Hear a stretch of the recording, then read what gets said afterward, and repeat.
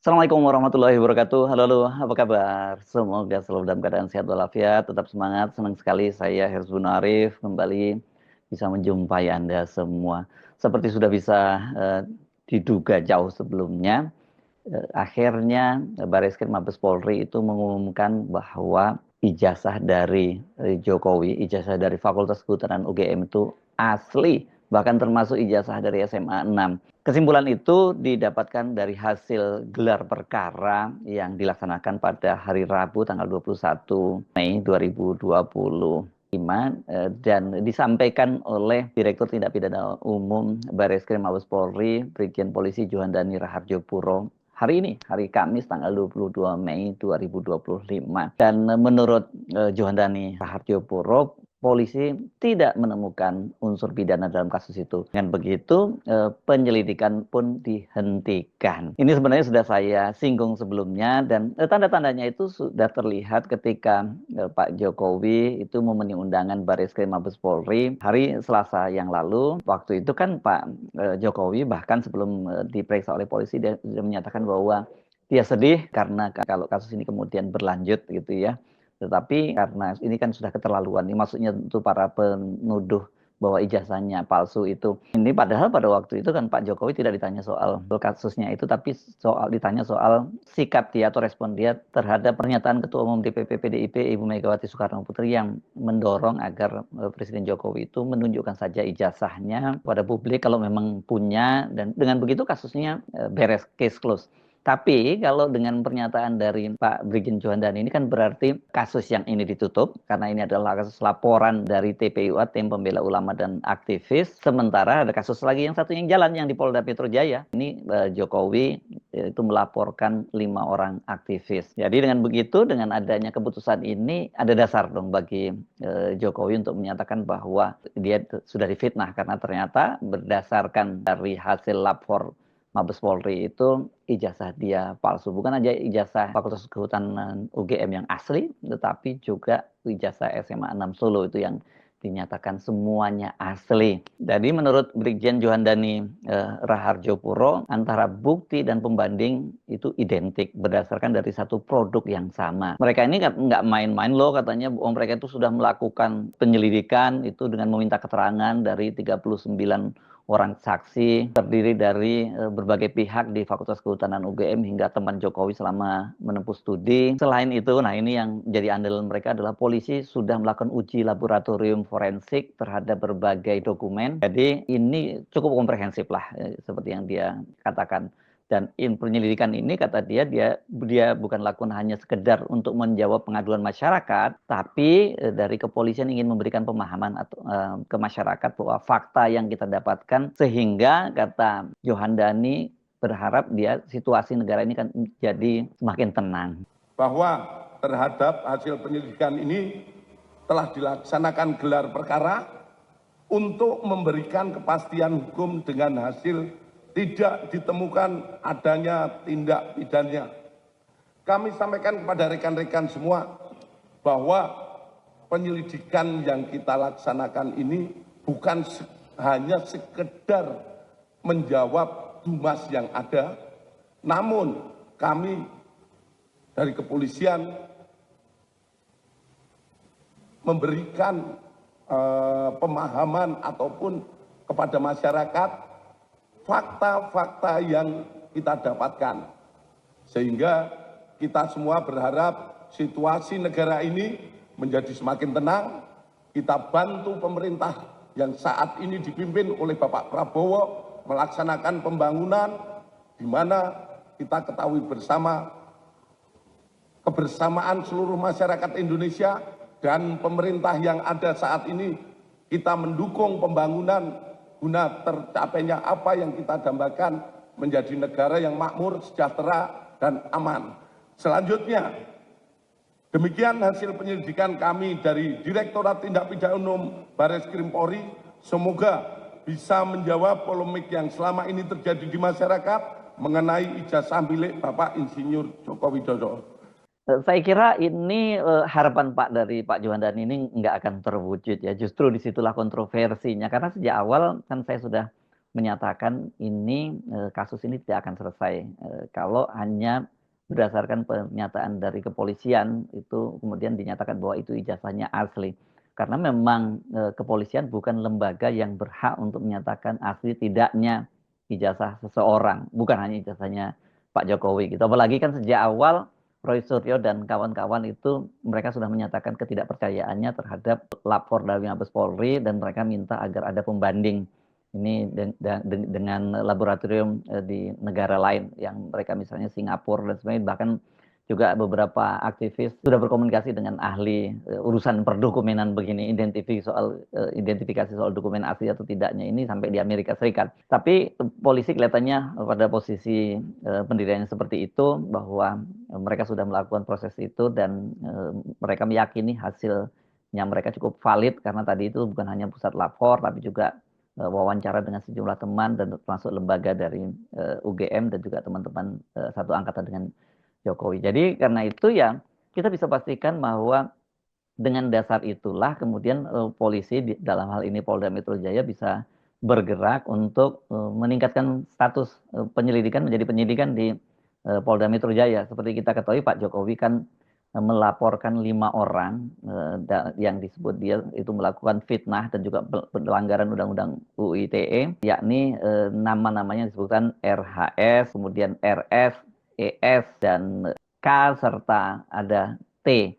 Yang kita tahu, kita meskipun hanya dari menduga-duga saja, yang dimaksud adalah Roy Suryo, Rismond Hasiholan Sianipar, kemudian ES itu adalah Egy Sujana, T itu adalah Dr. T. Fauzia Tiasuma, dan K itu adalah pengacara Kurnia Triroyani. Bagaimana ini kelanjutannya?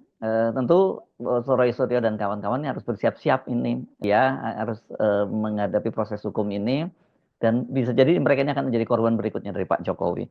Kan ini yang banyak dipersoalkan mengapa kemudian didorong agar Jokowi itu sejak awal terbuka dalam kasus ini sehingga tidak jatuh korban-korban baru. Tapi Pak Jokowi mungkin bisa membelakan, saya sudah mengingatkan, saya kan sedih kata dia gitu, saya kasihan kalau kasus ini berlanjut. Tapi Pak Jokowi kan menyatakan bahwa saya ini sudah dihina sehina-hinanya gitu ya. Sebelumnya menyatakan seperti itu dan ini dianggap sudah keterlaluan. Nah, mengapa kasus ini meskipun katakanlah nanti berlanjut ke pengadilan dan orang seperti Roy Suryo itu nanti akan menjadi korban berikutnya menyusul Bambang Tri dan juga Gus Nur, tapi kasus ijazah Pak Jokowi ini tidak akan selesai. Makanya saya waktu itu secara bombastis sebenarnya menyatakan sampai kiamat pun kasus ini tidak akan selesai. Sayang sekali nanti harapan dari kepolisian kalau berharap bahwa dengan dinyatakan bahwa ijazahnya Pak Jokowi itu asli dan kasusnya dihentikan maka akan terjadi masyarakat lebih tenang. Saya kira justru tidak tenang karena itu tadi sebelumnya mereka sudah tidak percaya dengan lembaga lapor dari Puslapor Polri dan kemudian secara keseluruhan mereka juga tidak mempercayai institusi kepolisian yang masih dianggap di bawah kendali dari Pak Jokowi. Dan yang paling berat itu adalah ketidakpercayaan publik terhadap Jokowi sendiri. Ini kan sayang sekali ya, mestinya kalau polisi, memang kita harusnya polisi itu harus menjadi lembaga yang sangat kita percaya dan sebenarnya gampang kemarin kalau Pak Johandani atau pihak Polri itu membuka ruang gitu ya, seperti ada second opinion. Hasilnya kan kalau memang itu memang betul-betul asli kan juga pasti nggak akan beda jauh. Bagaimana mungkin kalau sebuah lembaga bekerja secara dengan metode saintifik dan kemudian sama-sama bekerja secara independen hasilnya berbeda, itu nggak mungkin. Berarti ada salah satu peralatannya error atau alatnya tidak error, tapi ada ada faktor human errornya. Asumsikan beginilah bahwa apa yang dikatakan oleh Pak Johandani itu semuanya benar karena kita tidak boleh juga menyatakan itu mutlak benar karena yang menentukan nanti adalah pengadilan. Kita kembali asumsikan ala yang dikatakan oleh Pak Johandani hasil lapor itu juga valid. Tapi persoalannya kan sudah muncul ketidakpercayaan dari publik. Itu yang saya kira jauh lebih serius dan ini akan terus berlanjut gitu. Apalagi kalau kemudian Pak Jokowi dan anak dan menantunya itu masih terus muncul dan banyak di antara mereka kemudian menjadi pejabat publik. Sekarang ini kan dari 3 orang keluarga Pak Jokowi, 2 orang putra dan 1 orang menantu, semuanya itu menjadi figur publik dan ada yang menjadi pejabat publik. Gibran Rakabuming sekarang menjadi wakil presiden, kemudian Bobi Nasution, menantunya Pak Jokowi yang menikah dengan putri Pak Jokowi Kahiyang, itu sekarang menjadi gubernur Sumatera Utara, dan Kaisang Pangarep itu putra paling bontot itu menjadi ketua umum Partai Solidaritas Indonesia, dan kemungkinan besar akan kembali menjadi ketua umum Partai Solidaritas Indonesia PSI yang akan menyelenggarakan kongresnya di Solo, kecuali kalau Pak Jokowinya sendiri yang kemudian tampil menjadi ketua umum dari PSI, maka Kaisang tidak lagi menjadi figur publik. Tapi sangat mungkin Pak Jokowi juga tetap akan memasang Kaisang di PSI sebagai, saya tidak tahu apakah menjadi ketua harian atau apa seperti itu nantinya. Jadi dipastikan akan terus beredar di depan publik. Sementara Pak Jokowi sampai sekarang kendati sudah pensiun dari presiden, tapi kan beliau masih juga menjadi pejabat publik. Dia di Danantara. Saya lupa akan jabatannya ini sebagai penasehat atau pengawas di Danantara. Pokoknya dia masih menjadi pejabat publik. Jadi ya Pak Jokowi tidak bisa membawa persoalan ini secara personal. Ini adalah persoalan antara pejabat publik dengan rakyat, dan harusnya tidak dengan pendekatan tadi, dengan pendekatan hukum seperti itu. Atau sebenarnya Pak Jokowi juga bisa meniru pola yang dilakukan oleh mantan Presiden Susilo Bambang Yudhoyono. Pada waktu itu Pak SBY malah masih menjabat sebagai presiden, dia melaporkan mantan politisi P3 Zainal Ma'arif yang dianggap memfitnah dia.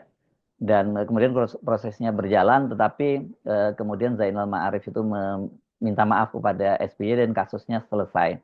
Tapi pertanyaannya dalam kasus ini, apakah orang-orang seperti Rismon yang mengklaim bahwa 100 miliar persen ijazahnya Pak Jokowi itu palsu, begitu juga dengan Roy Suryo, Dr. Tifa, Egy Sujana, dan banyak tokoh lain di situ yang mereka menganggap bahwa ini adalah kasus Jokowi ini, mereka meyakini bahwa ijazah Jokowi palsu, mereka mau minta maaf demi menghindari kasus pidana lebih lanjut dan bisa berujung mereka masuk penjara. Saya kira kok kalau melihat perilaku mereka atau sikap mereka selama ini, ya mereka tidak akan minta maaf. Jadi mau tidak mau kasus ini akan bergulir di ranah hukum dan mereka ini harus bersiap-siap menghadapi pengadilan. Dan kalau kita lihat prosesnya ini pasti dipastikan akan sangat cepat karena kasus ini kan baru dilaporkan pada tanggal 30 April lalu dan polisi mengaku sudah memeriksa 24 orang saksi. Jadi saya kira ini akan sangat cepat, dan ini tidak ada jaminan juga kalau katakanlah nanti mereka itu divonis bersalah karena dianggap memfitnah dan melanggar undang-undang ITE, kemudian menghentikan keinginan publik untuk terus mempersoalkan ijazah, keaslian ijazah dari Joko Widodo. Tapi tentu saja ini juga tidak akan semulus seperti itu. Karena apa? Karena pastian soal ijazah asli dari Jokowi ini, meskipun saya tadi menyebutkan bahwa sudah dipastikan oleh Pak Juhandani atau dipastikan polisi lah gitu ya, atas nama institusi bahwa ini asli, dan kemudian membuat mereka juga bisa meyakinkan majelis hakim bahwa betul-betul asli selama kemudian ijazah aslinya itu tidak ditampakkan kepada publik, tidak dibawa ke publik. Kenapa? Karena kalau Pak Jokowi menyatakan bahwa nanti kalau kasus ini bergulir di pengadilan akan saya tunjukkan pada publik sesuai dengan janjinya, karena atas perintah hakim maka akan ditunjukkan ke publik. Jauh ini kan Pak Jokowi tetap menghindari itu, kendati misalnya sekarang ini sedang berlangsung gugatan di Pengadilan Negeri Surakarta yang diajukan oleh sejumlah pengacara yang menyebut dirinya tipu UGM. Nah, ketika memasuki tahap mediasi dan di situ diharapkan kasusnya bisa diselesaikan dengan cara ijazah itu ditunjukkan kepada para penggugatnya, kan Pak Jokowi memilih untuk tidak melakukan itu. Nah, apakah hal yang sama juga akan dilakukan Pak Jokowi juga akan tetap bertahan seperti itu dan hanya menyatakan bahwa kan sudah ada pemeriksaan dari Puslap Polri dan itu dinyatakan bahwa itu asli. Di pengadilan nggak bisa seperti itu, ya harus tetap ditunjukkan ijazah aslinya. Dari ini kegaduhan yang seperti diharapkan akan selesai karena kasus Pak Jokowi ini, ijazah Pak Jokowi ini dipastikan tidak akan selesai. Ibu Megawati kan menyarankan agar ditunjukkan saja sehingga meskipun tidak dikatakan menghentikan kegaduhan, tapi ini hal yang mudah sebenarnya begitu ya. Dan ini juga didukung oleh para politisi dari PKB, dari Golkar dan sebagainya. Tapi kan Pak Jokowi tetap memilih jalur hukum ketimbang menunjukkan itu ke publik. Ya, jadi kasus ini akan terus menyandra keluarga Jokowi dan juga akan makan korban-korban berikutnya bila Jokowi tetap bersikeras dia tidak ingin menunjukkan ijazahnya. Sayang sekali ya, harusnya proses di Barreskrim itu bisa menjadi semacam jalan tengah gitu. Jalan tengah sehingga kasus ini tidak berlarut dan orang tidak lagi mempersoalkan. Tapi ini kelihatannya yang dipilih oleh Jokowi memang jalan keras dan membawa kasus ini ke ranah hukum. Dan sejauh ini terbukti bahwa Jokowi memang selalu memenangkan pertarungan hukum itu nantinya. Prediksinya juga seperti itu. Sebelumnya dengan Bambang Tri dan kemudian juga Gus Nur. Jokowi juga menang. Sekarang ini banyak orang yang meyakini dalam situasi seperti sekarang ya Jokowi akan memenangkan kembali kasus hukumnya ini melawan para penggugatnya. Jadi Pak Jokowi bersiap-siap untuk ceritanya akan terus berlanjut panjang dan mereka-mereka yang berniat tetap mempersoalkan ijazahnya Pak Jokowi bersiap-siap juga kemungkinan nanti akan dituntut. Setelah 5 orang ini akan ada berikutnya yang dituntut. Tetapi melihat situasi yang sekarang ini, melihat skeptisisme yang ada di masyarakat, saya kira masih akan terus bermunculan orang-orang lain seperti yang dilakukan oleh Roy Suryo, Rismond, Dr. Tifa, dan tokoh-tokoh lainnya. Saya Rusman Aris, sampai ketemu lagi. Wassalamualaikum warahmatullahi wabarakatuh.